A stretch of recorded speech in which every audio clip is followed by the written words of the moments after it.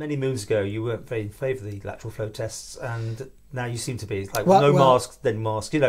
People wonder where we are with these things. Well, let's be clear on lateral flow. Firstly, they've improved. The technology has improved. Right. One of the things that we were very consistent on is we said that LFTs are useful as a surveillance tool. That's why we've still kept PCR testing in place for the main body of testing, because that is more accurate, it is more sensitive. The LFTs are being used exactly for what they're designed to, which is surveillance purposes. We're not rolling them out for the standardised testing that is still remaining as PCR. But the accuracy of LFTs have actually improved from last year. There was some that had specificity of only around about 33%. The average specificity now is above 90%, on average about 94%. So the technology has massively moved on, because let's be honest, had you even heard of an LFT before the worldwide pandemic started, Paul? In fact, have many people heard of a PCR test really beforehand?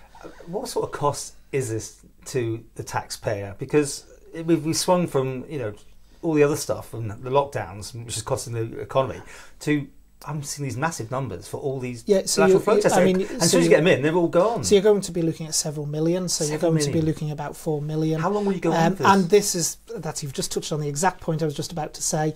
And of course, what we've got to do longer term is look at what our testing pathways are. As we come to live with COVID, as the vaccination programme draws to a close, then I think we need to look at how we are testing. So people do buy we them continue themselves forevermore with LFTs going out, or is there a more nuanced testing approach?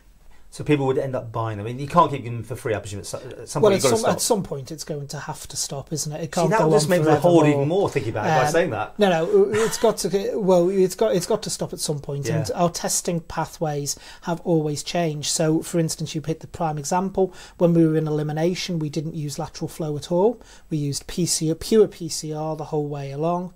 As we come to live with COVID, it's a mix. So we're using surveillance devices, which is the LFT and the PCR, and then there'll need to be another stage at some point where we start treating COVID like we do other diseases, where the level of testing is actually reduced, and that includes the community testing.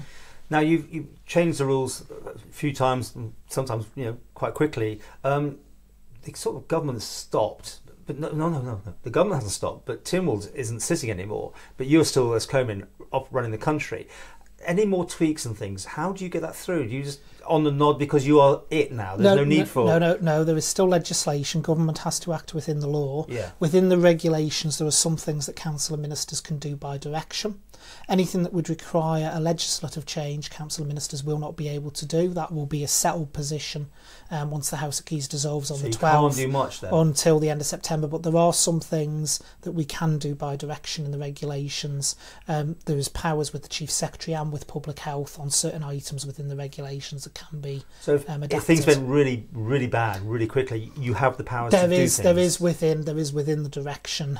There is discretion for council and ministers, for the Chief Secretary and Public Health under certain circumstances to bring in controls. That's why the last set of regulations that went before Tynwald were very carefully crafted to ensure that if we had to bring it, if we had to sort of pause, reflect, and maybe we saw something go wrong, there was that ability during the Purdah period for council and ministers to be able to actually step in and protect the island. Because you're now going down a bit in age range, the Pfizer's coming out if necessary. That's only just the other day that one came through. Do you want to explain that one? Yeah, so in relation to this is mirroring the new JCVI advice that is for those children aged 12 to 17 who themselves have specific medical conditions, so such as, for instance, neurological conditions. They can now be vaccinated if they are classed within those vulnerable groups, and also those children that live with someone who might fall into those vulnerable groups. But other ones are still not going to be vaccinated? Yeah, the JCVI guidance is still not to vaccinate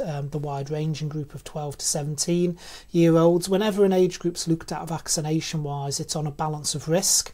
And the JCVI at the moment does not believe the balance of risk within the 12 to 17-year-olds actually meets the criteria for vaccination. So, rule of thumb, whatever they say, you will really follow-ish? I mean, yeah, we have deviated slightly. We did the steam packet crew, for instance, moving them forward, and we will maybe do small deviations, but the JCVI is the professional body that actually has the expertise to be able to look at this and report on this.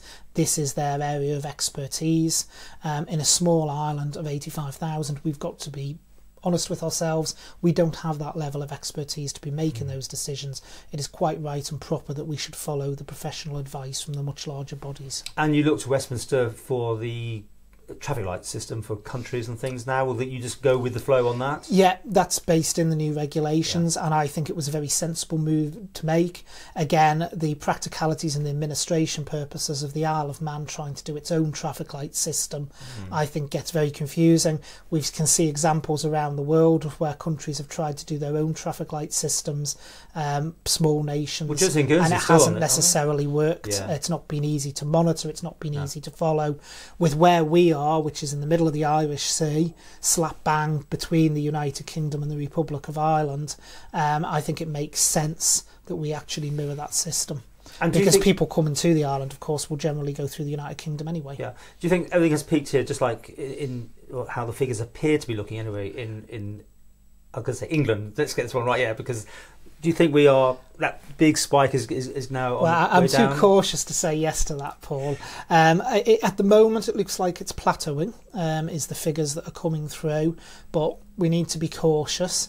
We'll have to wait and see how it goes over coming weeks.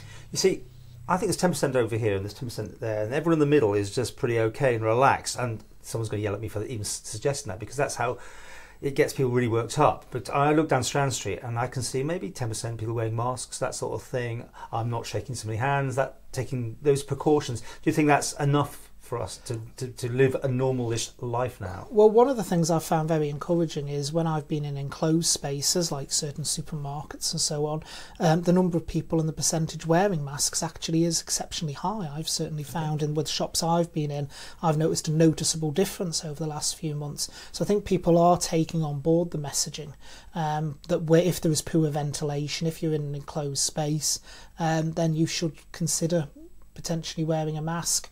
But ultimately, like I say, personal decision, it is down to the individual. But I think people are looking at that messaging and people are responding. I've seen a noticeable difference over the last few weeks. And this could bring changes to the way we deal with flu, of course, and things like this in future, I suppose, because if it's not this, it would have been flu that would take up the time in the winter up at Nobles, right? So a general change in lifestyles could make a big difference. It may. People may adapt to that, but there is an awful lot of people who, of course, want to just go about their lives as normal. And again, that's about people having personal choice. And this is what it needs to be now as we go forward. Well, let's talk about holidays and back to we've got traffic lights, but we have an app. I mean, how many weeks ago? I know I did look at it earlier. It's one of my daily routines. You indicated when we last chatted it was going to be at least a couple of weeks because people will get their hard copies from 111, right? Yes. But you did start ages ago by saying... Not from 111, we need to clarify. Okay. People should not be ringing 111. The number to ring is 650-800 if people are after it. Do not inundate 111. Sorry, I thought they would advise people, but okay. Well, there you go, that's good clearing up, because I'm sure people do that and clog the phones up. You did say from the word go, you did think seriously, well, that's what you said anyway, that you thought it was going to come online that particular day. Clearly it hasn't. Wales has now been sorted, hasn't it? I mean, no, they still have data issues with some of the stuff they're doing for Wales, so that work is still ongoing around the wider work that they're doing. That we have again been told, I have spoken at a ministerial level to my counterparts in the UK, and there's been officer meetings as well, of course, at a officer level, but it's been quite clear until they've finished their current workload, they're not willing to turn to us. They are not willing to put a timeline on it. We are hoping that it will be soon. They had initially, of course, indicated it would be the end of June, was the initial indication, so about a month ago. That went by the by, but they are not at the moment willing to put a timeline on it, but we are continuing to work with them to get access to the app.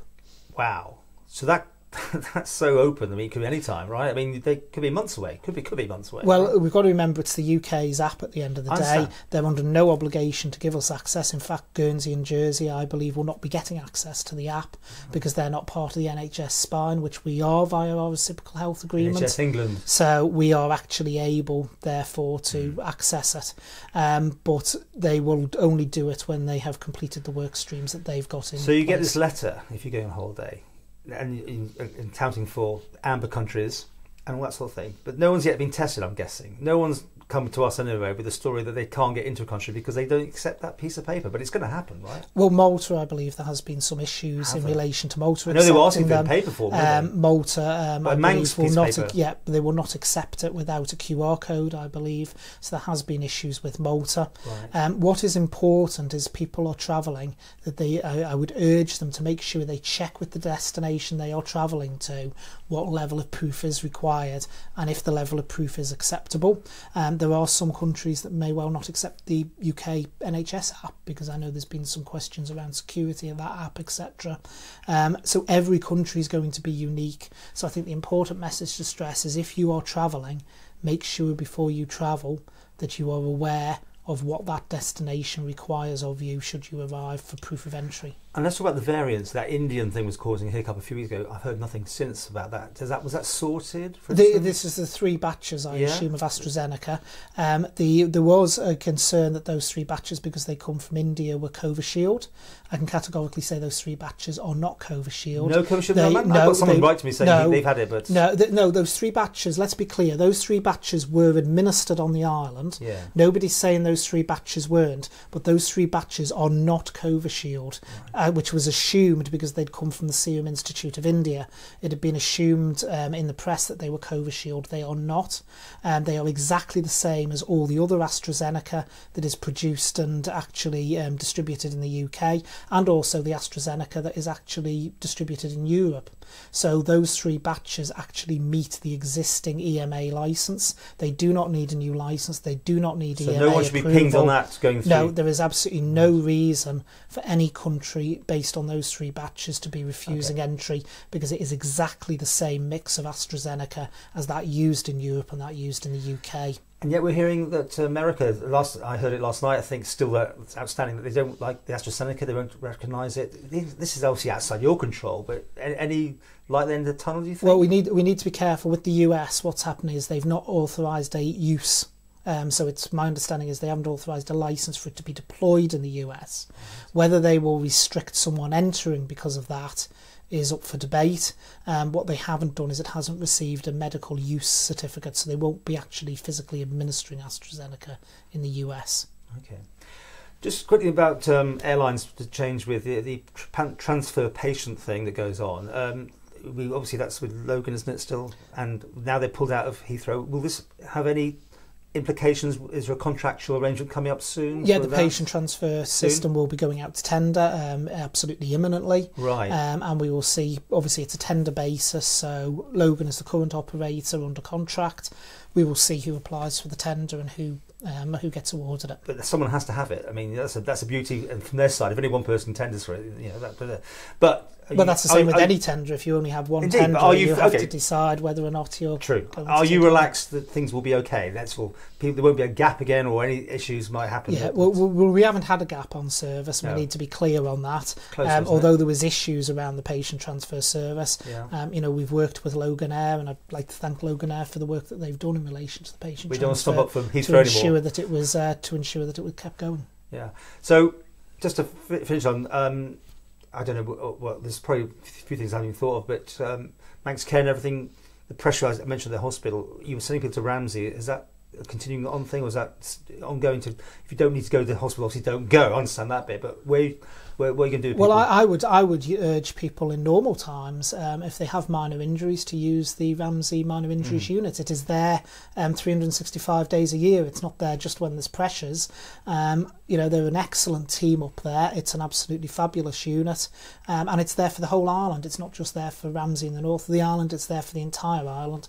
And I would urge patients, if they have got minor injuries, to attend the unit up there if they possibly can. There's nothing more on this besides what we touched on earlier. I mean, Nobles is under pressure, but it's pressure that can be handled. Yeah, it's pressure that Manx Care is working through to try and alleviate. But like I say, even in normal times, I would urge people to use the Ramsey minor injuries unit. It's a fabulous facility up there, and it's there for people to utilise. And are you sleeping okay? Yes, so as much as I ever do, Paul. Not a great sleeper at the best of times. You don't know about that question, though. But are you feeling that things are okay? Yeah, I mean, as Minister for Health, there's always issues and problems on my desk, but I think we are heading in the right direction. And I think that the health service itself has shown itself to be robust over the last couple of years. Is your mailbox coming down? Inbox? It's actually going up a bit, to be honest, at the moment. So it's starting to be on the rise of various things, not just about COVID, but wider issues as well.